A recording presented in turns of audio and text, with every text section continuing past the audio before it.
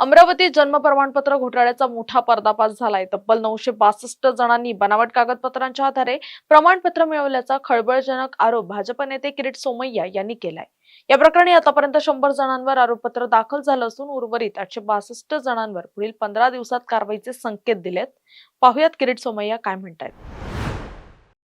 पत्र देऊन हे जन्म प्रमाणपत्र प्राप्त केले। 100 लोकांवर कारवाई झालेली आहे। उरलेल्या 862 लोकांवर उद्यापासून 15 दिवसाचा आत त्यांना आरोपी बनवलं जाणार। याच बरोबर एक दुसरा आणखीन एक त्रुटी लक्षात आली आहे की अमरावती महापालिकेने 2025 मध्ये डायरेक्टली 35,000 लोकांना जन्म प्रमाणपत्र दिलं आहे।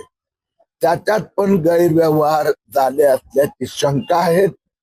महापालिका आयुक्तांनी प्रॉमिस केलं आहे की येत्या 15 दिवसात त्या 35,000 लोकांचं ऑडिट केलं जाणार आणि त्यात जे घोटाळेबाज असेल त्यांच्यावर कारवाई होणार। आज जिल्हा प्रशासनाला एक प्रेस नोट इश्यू केली। त्यात त्यांनी सांगितलं की आता जन्म मृत्यू प्रमाणपत्र 72 तास म्हणजे 21 दिवसाचा त्या नंतर दिला जाणार नाही। यावर आपण समाधानी आहात?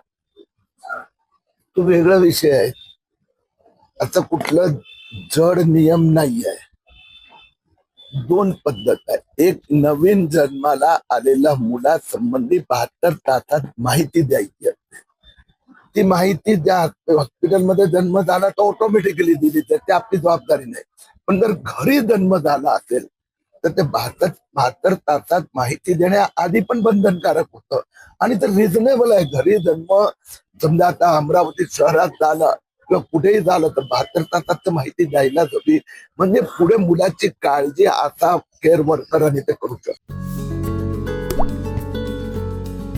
आता जोकासू एसटीपी या अत्याधुनिक जॅपनीज तंत्रज्ञानाने सुसज्ज quick installation, energy efficient, noiseless blowers, low maintenance या आणि अशा वैशिष्ट्यांनी परिपूर्ण जोकासू एसटीपी तंत्रज्ञान प्रकल्प उभारणीपासून ते विक्री पश्चात समाधानकारक सेवा देणारी, भारताबरोबरच परदेशात देखील प्रकल्पांची यशस्वी उभारणी करणारी company Deccan water treatment private limited.